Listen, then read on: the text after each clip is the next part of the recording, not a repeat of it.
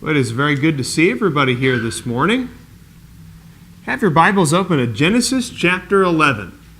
We're going to look at the story of the Tower of Babel in Genesis chapter 11. So this is the story of post-flood humanity and a few of the things that they wanted to do as a civilization after that cataclysmic event. Man is described here in Genesis chapter 11 as being settled in one area and using the same language. And like generations that follow and generations before, these people have a desire and a tendency to congregate. But is the story of the Tower of Babel just a story of people who want to get together? Is it just the story of people who want to build a tall building? Is it just the story of people who want to live in a city together, who want to share a language, a culture, an identity together? Are those things bad things in God's eyes, according to the story of the Tower of Babel? Or is there something more going on behind the scenes? Is there a deeper lesson that we're to take away from this story that is not just applicable to the Sunday school classroom, but to all of us as we pursue our various towers of Babel in life? In verse 1 it says, "Now the whole earth used the same language and the same words." Even most secular anthropological linguists do believe that there was at some point a proto-language of some kind, that humanity shared a single language, that from that language all other languages have now in some sense evolved to become what they are. The Bible never says just what this language is. Never says what the language is. It never says what the words are that they were using. It simply says that whatever that language is, they were all using the same language. It makes sense, doesn't it? It makes sense that after the time of the flood, that everybody descending from Noah and his children and their wives, that they would all share the same language. There's absolutely no practical reason, at least, why Noah and his 3 sons would parcel out different languages for each other. Say, well, I'll tell you what, I'll go and speak this language with my family, and you speak that language with that family. There's no practical reason why that would be the case. So we understand why they're speaking the same language. But is this a problem? I think the real big problem here is not that they were speaking the same language or congregating or being in the same area. You read here in verse 2, for example, that it says, "And it came about as they journeyed east that they found a plain in the land of Shinar and settled there. And they said to one another, 'Come, let us make bricks and burn them thoroughly.' And they used brick for stone, and they used tar for mortar. And they said in verse 4, 'Come, let us build for ourselves a city.'" That wasn't really the problem up until that point. I think what you really get a sense of from the beginning of this story is that people were flouting God's authority. Now maybe you think, where'd you get that from, Ryan? Flouting God's authority? Rejecting God's authority? Where do you get that? They just want to build a city. They just want to make bricks and use the same language. What's the big problem? What's the big deal here? There's a reason why mankind's activities attracted God's attention so much in this story.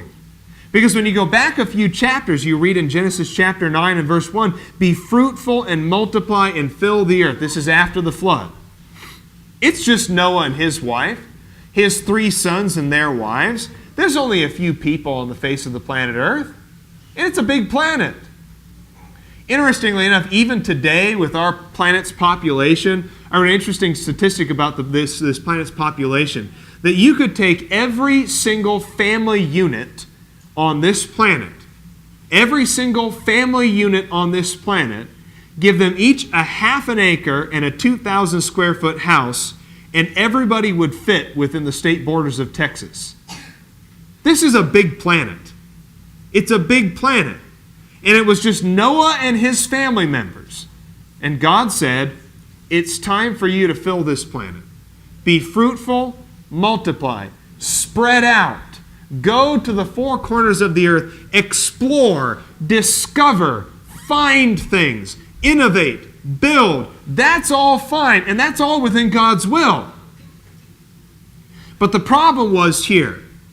They had so much similarity with each other Maybe they were afraid of what was out there in the world. Maybe they were afraid of the dangers, the unforeseen obstacles that discovery, that adventure, that exploration would bring with them. And they thought, it's just easier for us to stay together. Instead of being fruitful and multiplying and filling the earth, it's just easier for us to congregate, to consolidate. And when you have such a small population on the face of the earth, that's not consolidation mode time. It's time for expansion. It's time to move out. God was displeased not because they were building a city, but because they were building a city to the rejection of His authority and His command to spread out. Our activities must fit God's will. I think that's lesson number one that we can learn from the story of the Tower of Babel. Lesson number one is our activities must fit God's will. The activity itself might not be a sinful thing in different contexts. But when the activity results in us rejecting God's will, when it results in us rejecting God's authority, then even a seemingly benign activity can become insidious and sinful and rebellious. Make sure that everything that you're doing in life is fitting God's will. There's nothing wrong with finding a job, right? But when that job takes over your life and causes you to be distracted from your service to God, then that job does become a bad thing. Marriage is not a bad thing either. But if marriage is something that makes you a less spiritually minded person, a less godly person, then marriage is not something that's for you, or at least marriage with that particular person. Things that can seem morally benign at the time can be used in different contexts to defy God's authority. Everything that you do in life, make sure that it fits God's will. But here's another issue here. So we get to verse 4. Come, let us build for ourselves a city and a tower whose top will reach into heaven. And let us make for ourselves a name, lest we be scattered abroad over the face of the whole earth. Essentially, lest we be scattered just as God told us to scatter. And again, this is open rebellion. It might not seem like it at first. You might just be scanning over the story and you might not see the rebellion, but when you take into account a command, an overarching command that God had given them, this is essentially rebellion by what they're doing. The big question that we have to ask in this gigantic project that they're undertaking is, where is God in all of this activity? The boasting is certainly there, but the boasting about God and His provision? No, non-existent. Like has already been there earlier in our worship service in our scripture reading in 2 Corinthians chapter 10, beginning in verse 17. But he who boasts, let him boast in the Lord. For not he who commends himself is approved, but whom the Lord commends. If you're going to boast, who should you boast in? The boasting has to be God. The boasting has to be about what He does, how He provides, how He makes our lives possible. You know, the only reason they were able to build a tower was because of God. Without the minds that God had given them, the ingenuity, without the very structures, without the very materials, without the very place, the setting even, without the planet that had been given to them, there would be no provision at all for building a tower. And yet, we're going to build a tower so that future generations will remember who we are. Let us make a name for ourselves, they say. And this is certainly reminiscent of man throughout history, right? Let's make a name for ourselves. Let's have people remember who we are. And it makes sense. Why wouldn't we want people to remember who we are? That's basically immortality without actually being immortal. Isn't that how people describe it? When people remember who you are, you're basically living forever. Well, the sad thing is that most of us are not going to end up getting a statue built in our image. Really, you think of it that way, there's never going to be a copper statue of me in Central Park. That's just not going to happen. I'm not going to be mentioned in anybody's textbooks. They're not going to be studying me in like 8th grade U.S. history or something someday. This is what man has always wanted, though, is to live forever without actually living forever. We want future generations to remember us. So we're going to build a monument to our greatness, a monument to our ingenuity, so that future generations will see that tower. They'll see that monument. That was an amazing people right there. Right there. That was a people that's worth remembering.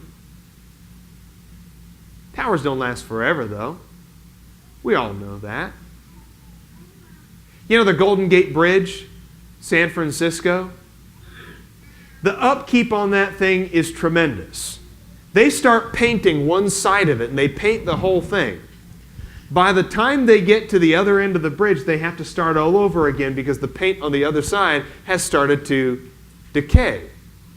The upkeep on something like that is tremendous.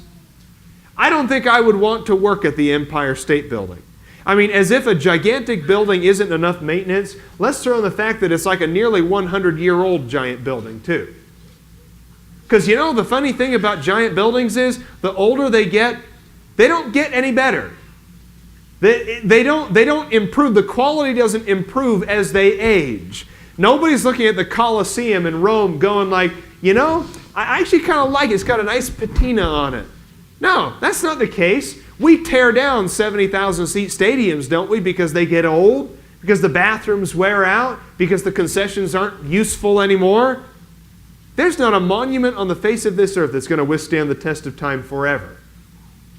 Can you find the Tower of Babel anywhere? I know they only finished it halfway or whatever, but you can't find the Tower of Babel anywhere. You can't find most of the 7 ancient wonders of the world. You can't find most of them anymore. Interesting. I like the way one writer put it here. And I want to skip on down to a quote here which sums up those 2 previous points on the board. One writer said, "The elements of the story are timelessly characteristic of the spirit of the world. The project is typically grandiose." And I like how he puts that. "Men describe it excitedly to one another as if it were the ultimate achievement. At the same time, they betray their insecurity as they crowd themselves to preserve their identity and control their fortunes." I like the way the writer puts it, that there's an incongruity here in their project. That on the one hand, they want to build a giant tower that shows how awesome they are. But on the other hand, the tower is itself a symbol of their cowardice. Ever think about that? Building a tower is one thing. It's a big project, but building a tower doesn't really require you to stretch yourself a whole lot. You know what's a much bigger adventure than building a tower? You know what a much greater accomplishment would be than building a tower in one place in one small valley? How about exploring the earth? Discovering the untapped potential of an entire planet unpopulated. That is the greatest adventure of all. That's the greatest adventure of all. God told them, fill the earth, multiply, go out there, explore, see what is there. And instead they said, I'd rather just build a tower. Here's the thing about people, and this is, I think, a great commentary on mankind throughout history. We like to have achievements that don't really require a lot from us. I'll say that again. We like to have achievements that don't really require a lot from us. Now, it might require effort of some kind. It might require a great deal of money or financial resources. It might require a lot of hard labor, a lot of sweat, blood, tears. But in terms of what actually makes us uncomfortable, in terms of what actually requires a true spiritual commitment from us, we don't like those kinds of achievements. We don't like those sorts of things. All of these things, the Tower of Babel, it's a smokescreen. It's a smokescreen to make us feel like we've done something without ever actually doing something. Building a tower? What? You have planet Earth to explore. You have an entire planet. And if you ever get to that point a few thousand years later, you've got a moon and stars. You have an entire planet to explore. And you want to build a tower so that you can feel like you accomplished something without actually stretching yourselves, without actually leaving your comfort zones. You want to feel like you did something big, like you did something that was meaningful, without really doing anything that was meaningful. These people had an opportunity to do what no other generation of humanity has had since then. They had an opportunity to explore an entire planet. Everything they saw would have been new. Everything they saw would have been a new discovery.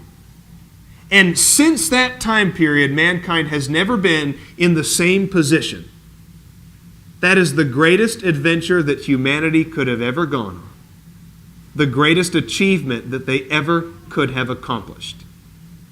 And instead they want to build a smoke screen. They want to throw up a few flares. They want to make a fancy tower. That fancy tower must have looked very, very small from God's position up in heaven. That fancy tower must have seemed like quite a small feat. Think about some practical applications. Many of man's pursuits are the same way. We want to accomplish things without actually confronting really important problems. For example, it's easy to put hunger, disease, and political unrest on the back burner while a nation is excited about the Olympics. Did you ever get that feeling from China? You ever get the feeling from China that it was like, look at the Olympics over here. Don't look at this part. Don't notice this. Don't notice the human rights violation. Look, the Olympics. We built the Olympics. We do the same thing. It's all smoke screens. We can talk all day long about sending people to Mars. We're all excited, a buzz right now, because we're working on sending someone to Mars. A big deal. You know, until you figure out the Middle East thing, I don't care about Mars. Right? You know, like, until you can figure out some of the world's actual problems, I don't care about Mars. We don't have any business whatsoever spending billions of dollars going to Mars as long as there are things on our own planet that need to be dealt with. Yeah, it's a smokescreen. Look, we're going to Mars. We're going to build a spaceship. Yay! Yes, but there's still a lot of political upheaval and hunger and disease and AIDS and problems in Africa and problems in Asia and problems, race relations and yeah, but we're going to go to Mars. It's smoke screens. It's the Tower of Babel. We spend all our time building little towers of Babel everywhere to make us feel like we've done something with our lives. Little accomplishments. And all the while, we'd rather not touch the really serious problems. Not the least of which is the problem of having a relationship with God. People spend all day long worrying about their jobs and their houses and their money and their appearance and their youth. They will not spend 5 minutes praying to God. And they'll say, but look what I did with my life. I achieved something. I cured something. I built something. It reminds me of that parable that Jesus said, and you're probably going the same one in your mind also. The man who built the bigger barns, his crops are doing so well, he tore down his old barns and built bigger barns. He built a Tower of Babel for his life, patted himself on the back and said, see, look at all this. Good job. Well done. Eat, drink, be merry, have a great life. And God said, but hold on a minute there, Buster. This day your soul is required of you. You spent your life building the Tower of Babel, and you couldn't spend 5 minutes worrying about your relationship with God. And I think that's the real big problem with the Tower of Babel. We also have to wonder then, what's the motive here? Let us make a name for ourselves. The word name here most likely indicates reputation, which is consistent with the disposition of these people. They're self-centered, self-interested, self-glorifying. The desire to make a name for oneself still exists today. Parents are constantly pressuring their children to be the very best at something, to be as competitive as possible so that it looks good on them. My son is the captain of the football team. My daughter is the valedictorian. My children went to an Ivy League school. Let's make a name for ourselves. In sports, in art, in music, and in just about every single facet of life, people are constantly trying to achieve fame and glory and reputation. But where is God in all of this? Where's the emphasis being placed? On self or the Almighty who makes everything possible? And ironically, it is the pursuit of fame and fortune that often ends up destroying a person. It is fame and fortune that end up proving to be completely and utterly fleeting. Solomon lamented this in the book of Ecclesiastes. Read Ecclesiastes sometime and you'll discover what his feeling was on material possessions, on glory and reputation and fame. In chapter 2 of Ecclesiastes, verses 18 through 21, Solomon lamented that his wealth would one day be given to another man, that no matter how famous or accomplished you are, you'd have to leave your wealth to somebody else. I wonder if they had actually finished the Tower of Babel, I wonder, what would future generations have thought? Would future generations have cared about that tower? It was a big deal in the 60s and 70s when people were sent to the moon. That was a really big deal for that generation. And I hate to speak so much for my own generation, the millennial generation, and this isn't my own personal opinion, but in talking to other millennials, I think we don't really care that much about the moon. A generation spent their entire energy getting someone to the moon, and a few decades later, we're going, it's just Nevada without an atmosphere. What's the big deal? You spent all your energy going to the moon and we don't care about it. Everyone was so excited in the 60s that there were going to be cities on the moon, right? We were all going to wear bubble helmets and silver jumpsuits and we're going to live on the moon. And everybody's like, I'd rather live in a condo in downtown Portland. I don't want to live on the moon. Everyone wants to live in Baltimore. Let us make a name for ourselves. Even people who do end up accomplishing great feats and have amazing physical abilities end up fading from memory or going totally unrewarded. Ecclesiastes chapter 9, verses 11 through 18. Does the race always go to the swift? Does the victory always go to the strong? Does wealth always go to men of discernment? No. Sometimes fools get those things. And the strong men, and the fast men, and the men of discernment end up finishing last. The tower is a classic example of the way that people spend tremendous amounts of time and energy on the wrong project, a project that is basically useless. It's a boondoggle. So what kind of tower are you building? What kind of tower are you building at work, at home, in your community? Where is your energy going? It reminds me of 1 Corinthians 15, verse 58, which says, Therefore, my beloved brethren, be steadfast, immovable, always abounding in what?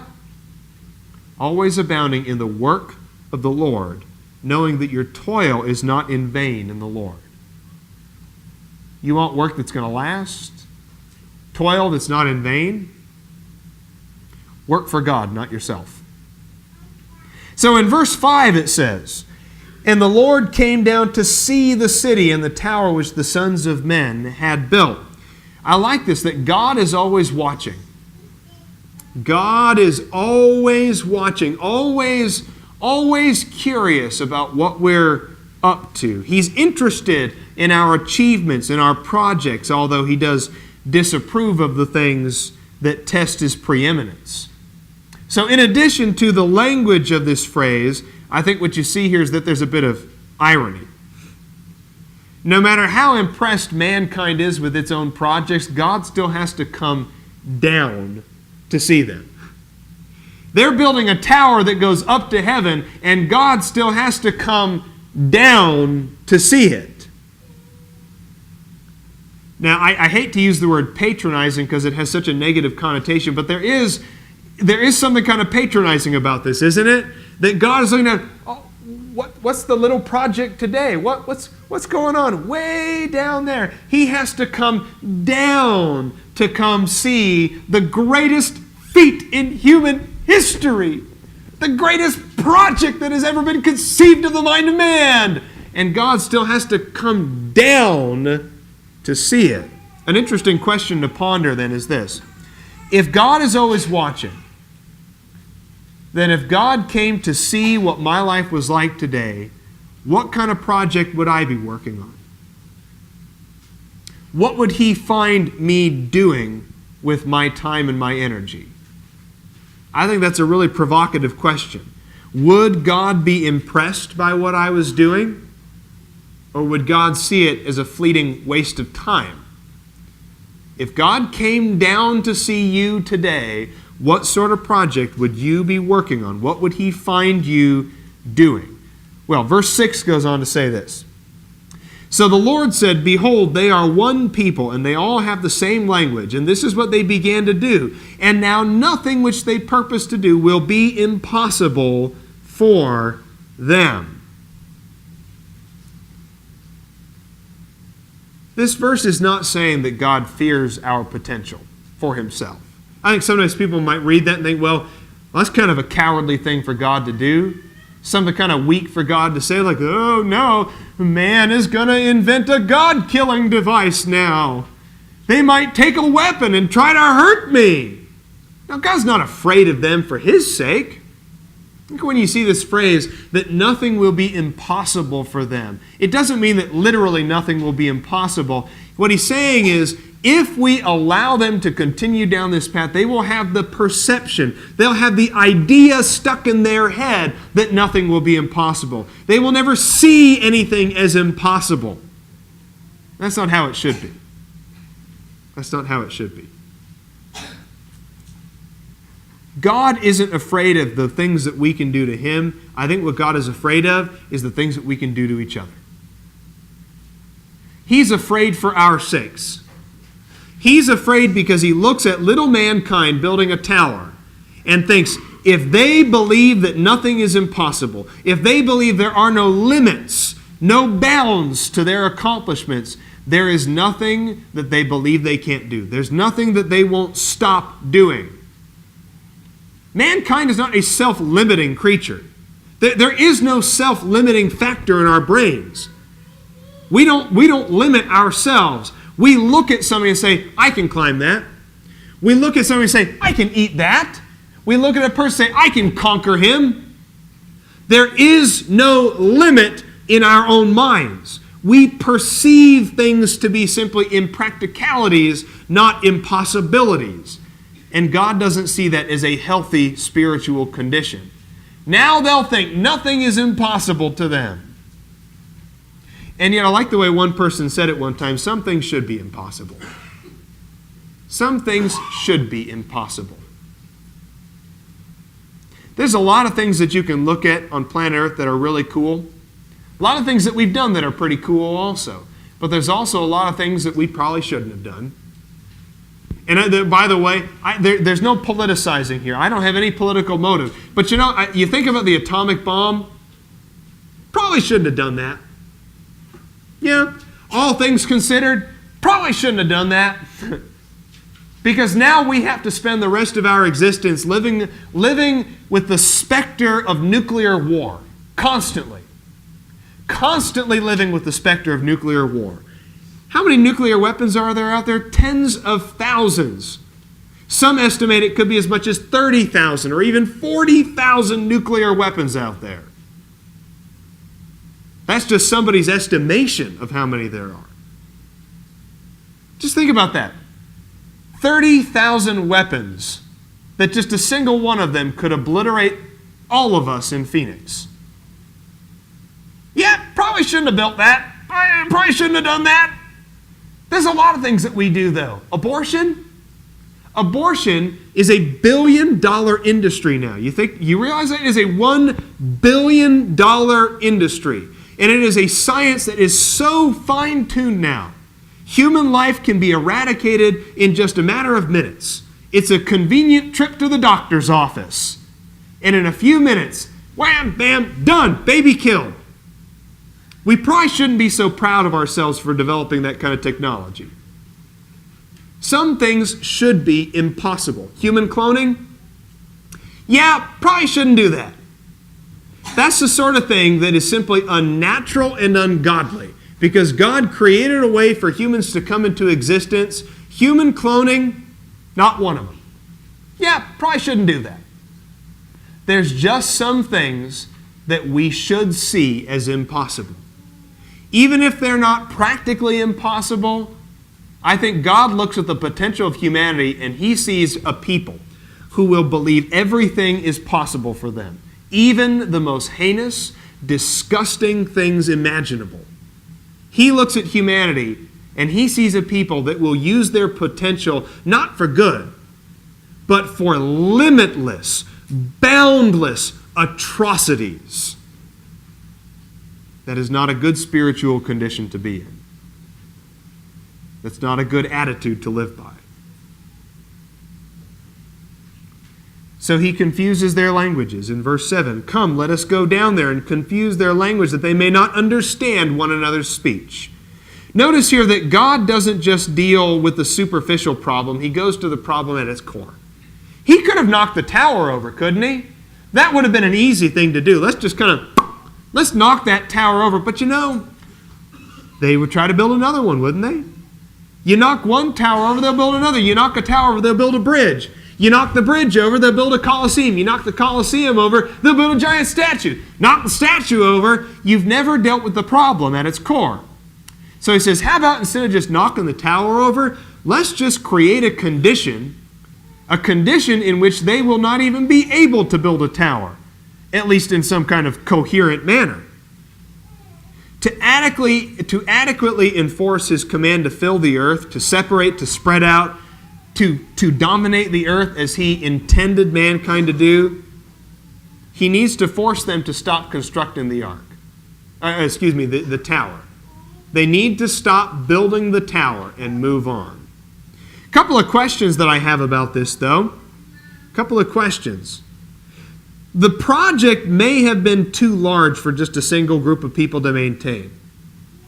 So isn't it interesting then that they give up so quickly? You read in the very next verse, in verses 8 through 9, "So the Lord scattered them abroad from there over the face of the whole earth, and they stopped building the city." Well, whatever happened to that great resolve from previous verses? Whatever happened to "nothing is impossible for us"? Whatever happened to "we shall have a great name for ourselves and everyone will remember us"? Whatever happened to that? It's amazing how when you just confuse their languages a little bit, people look at the project and lose interest. The tower doesn't seem so appealing anymore. Don't we do the same thing, though? We do the same thing. When was the last time you actually finished that big backyard project? Right? We're all looking at the floor don't look at my wife because I never actually did finish it. When was the last time you actually finished? I'm going to build a barbecue pit. And then you buy all the bricks for it. You get all the materials. You build half of it. You never finished that Did you ever finish the barbecue pit? Did you? I'm gonna build a dining room table and chairs. We get all these ideas in our heads, these really fanciful, fun, woodworking ideas. We're gonna wear a plaid shirt all day and make a table. We never actually build a table. We never end up doing those projects because we get bored with them. We get distracted, or really, as the case is with Babel, we just get confused. That's usually me. I start with the best of intentions, building a project, and then some step in the process is beyond my expertise. I get confused and I just kind of quit. Leave it behind. And friends, that's exactly what happened to the people at Babel. They started a project, they got confused, they did something that God did not approve of, and they stretched themselves too far. And when they stretched themselves too far, they realized they couldn't finish it. It's a practical reason for it. If only a dozen people over here have one language, and a dozen people over here have another language, and a dozen people in the back have another language, you can't communicate anything to each other. You can't say anything to one another. So those who had shared or common languages congregated and said, well, you know what? We understand each other. We might as well move on and find something else to do. So they moved on. And I think that that's the last point that I want to notice here, is that even when mankind rejects God's will, at first, God's will is always eventually done. Even when mankind thinks they're being clever about things, eventually God's will is done. Eventually, His will is accomplished, even if He has to confuse us a little bit along the way. Now, I know there's a lot of other things we probably could have talked about in this lesson, a number of other applications, but I think we get the point across, and the main theme, I think, from this story is just that man thinks that he is so glorious. Humanity thinks that they really are something else. When God looks at our projects and says, I have given you a task already. Stop distracting yourselves with fleeting things. I have given you a task already. Don't make my tasks second in your life. Don't neglect my commandment so that you can fulfill your own commandments. It's not that building a city is a bad thing. It's not that building a tower is a sin. It's not that congregating in a city or having a shared language or a shared culture or a shared identity is a bad thing. But when we reject God's authority in favor of our own feats and great accomplishments, then those things do become bad. And the Tower of Babel is raised in our lives, and God sees that as a bad spiritual condition. Now, if you're not a Christian here this morning, you really ought to be. Now is the time that you have to make that need known, to let God know that you do believe that His Son is who He claims to be, that Jesus is the all-powerful, almighty Son of God, that He reigns from His throne right now over a kingdom of priestly saints.